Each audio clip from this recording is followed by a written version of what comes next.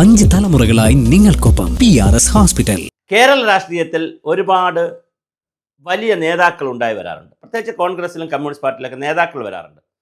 Leader വന്നിട്ടുണ്ട്, താത്വികാചാര്യന്മാർ വന്നിട്ടുണ്ട്, നയനാരെപ്പോലുള്ള ആളുകൾ വന്നിട്ടുണ്ട്. ലെജൻഡ് എന്ന് പറഞ്ഞപ്പോൾ പിണറായി ലെജൻഡാണെന്ന് പറയുന്നു. എന്നാൽ നമ്മുടെ VD സതീശൻ ആരാണ്? എൻ്റെ ഒരു നിരീക്ഷണമാണ്. തെറ്റുകളുണ്ടാവാം, ശരികളുണ്ടാവാം. ഇതെല്ലാം ചർച്ച ചെയ്യേണ്ട സമൂഹമാണ്. കാരണം നമ്മൾ സമൂഹത്തിൽ തിരികളിട്ടാലാണല്ലോ അത് കത്തി ചർച്ചയാവുന്നത്. അതുകൊണ്ട് തന്നെ ഒരു പാർട്ടിയോടും മമതയുമില്ല, ഒരു പാർട്ടിയോടും എതിർപ്പുമില്ല. എല്ലാവരോടും തുല്യ അകലമാണ്. പിന്നെ ഭരണക്കാർ, അത് കേന്ദ്ര ഗവൺമെൻറ് ആയാലും സംസ്ഥാന ഗവൺമെൻറ് ആയാലും, ഭരണക്കാരോട് ഒരു ഭരണത്തിലുള്ള കുഴപ്പങ്ങളും കാര്യങ്ങളും കുറവുകളും ചൂണ്ടിക്കാണിക്കുക എന്ന് പറയുന്നത് ഏതൊരു മാധ്യമപ്രവർത്തകൻ്റെയും ഒരു ജോലിയാണ്. അതുകൊണ്ട് തന്നെ സ്വാഭാവികമായിട്ട് എന്തെങ്കിലും വരുമ്പോൾ അത് പിണറായിക്കെതിരെയും മോഡിക്കെതിരെയും ഒക്കെയുള്ള വിഷയങ്ങളായി വരാം. അല്ലാതെ വ്യക്തിപരമായി നമുക്ക് ആരോടും നമ്മുടെ ടീമിന് എതിർപ്പില്ല. പിണറായി വിജയൻ വലിയ സോഷ്യൽ എഞ്ചിനീയർ ആണെന്നുള്ള വീഡിയോ ചെയ്തിട്ടുണ്ട്.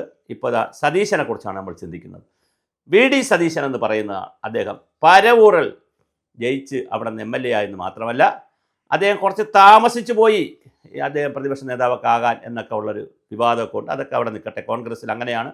എപ്പോഴെങ്ങനെ ആര് പോകും, ആരാണ് മുകളിലേക്ക് ഇരിക്കുക, ആരാണ് താഴേക്ക് വരിക എന്നൊന്നും പെട്ടെന്ന് പറയാൻ പറ്റാത്തൊരു പാർട്ടിയാണ് കോൺഗ്രസ്. ഏത് ചർച്ചയിലൂടെ ആരും മുകളിൽ പോകും. ഇപ്പോൾ CPM-ലൊക്കെ ആണെങ്കിൽ അങ്ങനെയല്ല. നമുക്ക് ബ്രാഞ്ച് കമ്മിറ്റി, ഏരിയ ജില്ലാ committee, panchayat committee, area committee, ജില്ലാ കമ്മിറ്റി, ജില്ലാ സെക്രട്ടേറിയറ്റ്, ഇങ്ങനെ സംസ്ഥാന കമ്മിറ്റി, സംസ്ഥാന സെക്രട്ടേറിയറ്റ്, പിന്നെ ഇങ്ങനെ പോകുന്നൊരു ഹയറാർക്കി ഉണ്ട്. അതിൽ നിന്ന് താഴോട്ട് പോകാൻ എന്തായാലും തെറ്റ് ചെയ്താലേ താഴോട്ട് പോകാൻ സാധ്യതയുള്ളൂ. പക്ഷേ കോൺഗ്രസ്സിൽ അങ്ങനെയൊന്നുമല്ല. എവിടെ നിന്നും ആരെയും എപ്പോഴും വലിച്ച് അങ്ങോട്ടും ഇങ്ങോട്ടും ഇരുത്തുന്ന പാർട്ടിയാണ്. ഞാൻ VD സതീശനിലേക്ക് വരാം. സതീശൻ നല്ലൊരു ഇലക്ഷൻ മാനേജറാണ്, യാതൊരു തർക്കവുമില്ല. അദ്ദേഹത്തിനൊരു മണ്ഡലം കൊടുത്താൽ അത് ജയിപ്പിച്ചെടുക്കാൻ വലിയ മിടുക്കനാണ്. 2 തരത്തിലാണ് അദ്ദേഹം അതിനെ സമീപിക്കുക. ഒന്ന്, അദ്ദേഹം പ്രവർത്തകരുടെ ഇടയിൽ പറയും, ഞാനാണ് ഇതിൻ്റെ മുഴുവൻ ഉത്തരവാദിത്വവും തോറ്റാൽ എന്ന് പറഞ്ഞൊരു ഉത്തരവാദിത്വം എടുക്കലുണ്ട്. അപ്പം ബാക്കിയുള്ളവർക്ക് നിന്ന് പ്രവർത്തിക്കാൻ ഒരു സൗകര്യമുണ്ട്. കാരണം തോറ്റാലും നമ്മളെ കുഴപ്പമില്ലല്ലോ, അപ്പം നന്നായി പ്രവർത്തിക്കാം എന്നുള്ള ഒരു മനഃശാസ്ത്രപരമായ സമീപനം സതീശൻ പലപ്പോഴും കൊടുക്കാറുണ്ട്.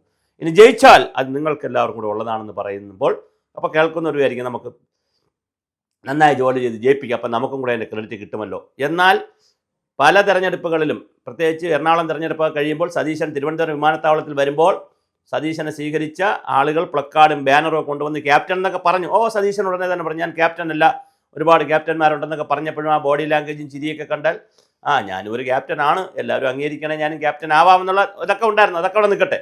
എന്തായാലും അദ്ദേഹം നല്ലൊരു മാനേജറാണ്, പ്രത്യേകിച്ച് ഇലക്ഷൻ മാനേജറാണ്. തൃക്കാക്കര തെരഞ്ഞെടുപ്പിൽ അദ്ദേഹം നന്നായി അവിടെ ക്യാമ്പ് ചെയ്ത് ഉമാ തോമസിനെ ജയിപ്പിച്ചു എന്ന് വേണമെങ്കിൽ പറയാം. പുതുപ്പള്ളി പിന്നെ ഉമ്മൻചാണ്ടി സാറിൻ്റെ ഒരു മണ്ഡലമാണ്. അവിടെ പിന്നെ ക്യാമ്പ് ചെയ്താലും ഇല്ലെങ്കിലും ചാണ്ടി ഉമ്മൻ അവിടെ പിന്നെ വേറൊരു മണ്ഡലമാണ്. അതേസമയം എറണാകുളം തെരഞ്ഞെടുപ്പ് അങ്ങനെ ആയിരുന്നില്ല. പാലക്കാടും രാഹുൽ മാങ്കുട്ടത്തിന് വേണ്ടി ഇദ്ദേഹം ക്യാപ്റ്റനായി നിന്ന്, മാനേജറായി നിന്ന്, പിന്നെ ഷാഫി പറമ്പലിൻ്റെ ഒരു ഇടപെടലൊക്കെ ഉണ്ട്, എന്നാൽ പോലും അവിടെ ജയിപ്പിച്ചു. ഇപ്പോൾ അതേ സ്ട്രാറ്റജി അദ്ദേഹം നിലമ്പൂരിൽ എടുത്തിട്ടുണ്ട്.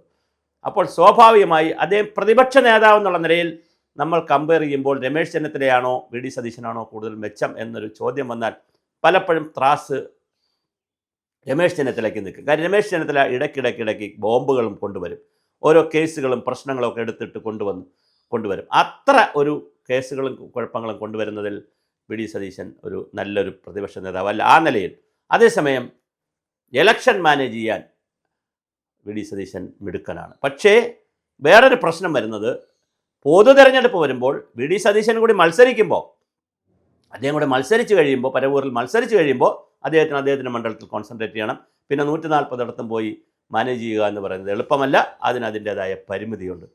അതുകൊണ്ട് എലക്ഷൻ മാനേജ്മെൻറ്റിൻ്റെ ഒരു സ്കൂൾ ഓഫ് എലക്ഷൻ മാനേജ്മെൻറ്റ്, ഒരു കാൻഡിഡേറ്റിനെ ജയിപ്പിച്ചെടുക്കുന്നതിൻ്റെ മാനേജ്മെൻറ്റ് എന്താണെന്ന് VD സതീശനിൽ നിന്ന് പഠിക്കണം. അദ്ദേഹം അത് പഠിപ്പിക്കാൻ രാജീവ് ഗാന്ധി സെൻറ്റർ ഒക്കെ ഉണ്ടല്ലോ, തിരുവനന്തപുരം കള്ളിക്കാട് നെയ്യാർ ഡാമിൻ്റെ അടുത്ത് രാജീവ് ഗാന്ധി സെൻറ്ററുണ്ട്.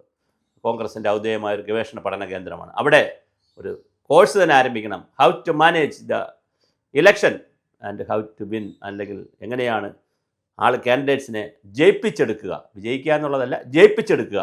ആ തരത്തിൽ വളരെ മനോഹരമായിട്ടുള്ള ഒരു ഇലക്ഷൻ മാനേജറാണ് സതീശൻ്റെ. ആ ഒരു കപ്പാസിറ്റിയെ നമ്മൾ കാണാതിരുന്നുകൂടാ. ഇപ്പോൾ കേരളം കണ്ടിട്ടുള്ള, ഇന്ത്യ കണ്ടിട്ടുള്ള വലിയ ഇലക്ഷൻ മാനേജറാണ്. പക്ഷേ ക്യാൻവാസ് വലുതാണെന്നനുസരിച്ച് ഇലക്ഷൻ്റെ കാൻഡിഡേറ്റ്സിൻ്റെ എണ്ണവും മണ്ഡലങ്ങളുടെ എണ്ണവും കൂടിയാൽ എങ്ങനെ ഇരിക്കുമെന്ന് അദ്ദേഹത്തിന് അറിയില്ല. പക്ഷേ ചെറിയ പ്രദേശവും ചെറിയ സംവിധാനമാണെങ്കിൽ അദ്ദേഹം അവിടെ വളരെ മനോഹരമായ രീതിയിൽ കോൺഗ്രസ് കാൻഡിഡേറ്റുകളെ ജയിപ്പിച്ചെടുക്കാൻ അരയും തലയും മുറക്കി രംഗത്തുണ്ടാകും.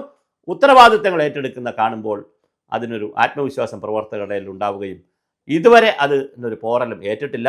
ഇനി നിലമ്പൂരിൽ അതിന് പോറലേൽക്കുമോ, അദ്ദേഹം ഏറ്റ ഉത്തരവാദിത്വം ഞാനാണെന്ന് പറയുന്നതിൻ്റെ ഒരു പോറൽ നിലമ്പൂർ ഏൽക്കുമോ എന്ന് നമുക്ക് നാളെ അറിയേണ്ടതുണ്ട്. ഇല്ലെങ്കിൽ സർവ്വശക്തിയോടുകൂടി സതീശൻ വീണ്ടും ഇലക്ഷൻ മാനേജരായി തുടരും.